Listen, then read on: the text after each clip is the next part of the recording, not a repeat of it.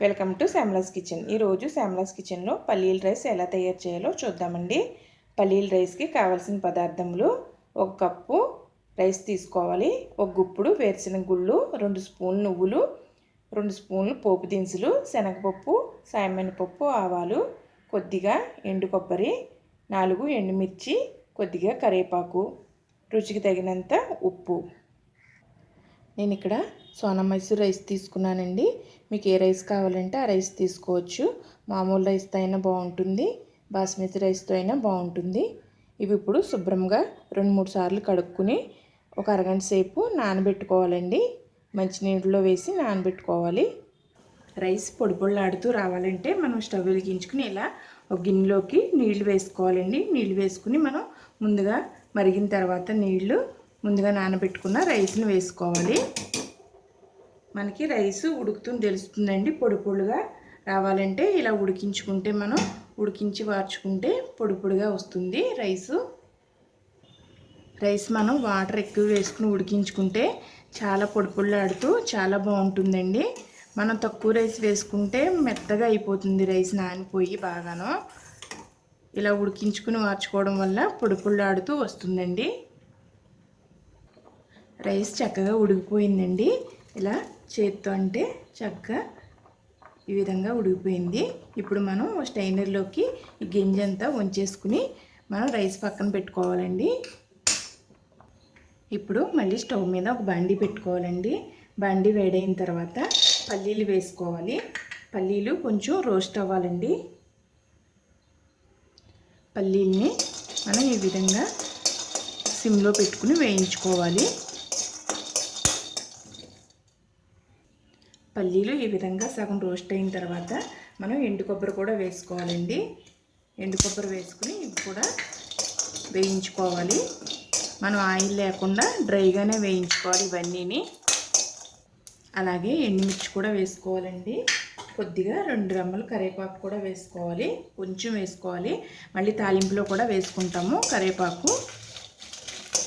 పల్లీలు పూర్తిగా వేగిపోయిన తర్వాత నువ్వులు వేసుకోవాలండి. 2 స్పూన్లు నువ్వులు. ఇవి తొందరగా వేగిపోతాయి కాబట్టి లాస్ట్లో వేస్తున్నాము. ఈ నువ్వులు వేగిపోయిన తర్వాత స్టవ్ ఆఫ్ చేసేసుకుని మనం ఇవన్నీ ఒక మిక్సీ జార్లోకి తీసేసుకోవాలి. ఇప్పుడు స్టవ్ ఆఫ్ చేసేసుకుని మనం పొడిగా ఉన్న మిక్సీ జార్ తీసుకుని మిక్సీ జార్లో వేసుకుని మనం బరకగా పౌడర్ చేసుకుని పెట్టుకోవాలండి. ఇప్పుడు అదే బాండీలో 2 స్పూన్ల ఆయిల్ వేసుకోవాలండి. ఆయిల్ వేడైన తర్వాత పోపు దినుసులు వేసుకోవాలి. అలాగే 1 స్పూన్ పల్లీలు కూడా వేసుకుని దోరగా వేయించుకోవాలి. పల్లీలు బాగా వేగిన తర్వాత 1 ఎండుమిర్చి, కొంచెం కరివేపాకు వేసుకుని వేయించుకోవాలి. ఈ విధంగా పోపు అంతా వేగిన తర్వాత ముందుగా రెడీ చేసుకున్న మనం రైస్ని వేసుకోవాలండి. రైస్ని వేసుకుని మనం ఒకసారి అటు ఇటు పైకి కిందకి కలుపుకోవాలి. ఇందులోనే రుచికి తగినంత ఉప్పు వేసుకోవాలి.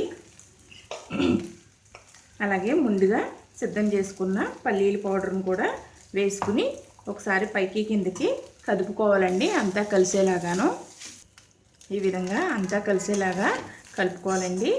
మనం ఉప్పు చూసుకుని ఉప్పు సరిపోకపోతే కొద్దిగా వేసుకోవాలి.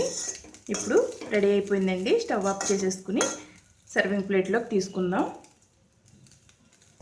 ఫ్రెండ్స్, చూసారా ఎంత చక్కగా పొడి పొడిలాడుతూ రైస్ రెడీ అయ్యిందో. చాలా టేస్టీగా ఉంటుందండి.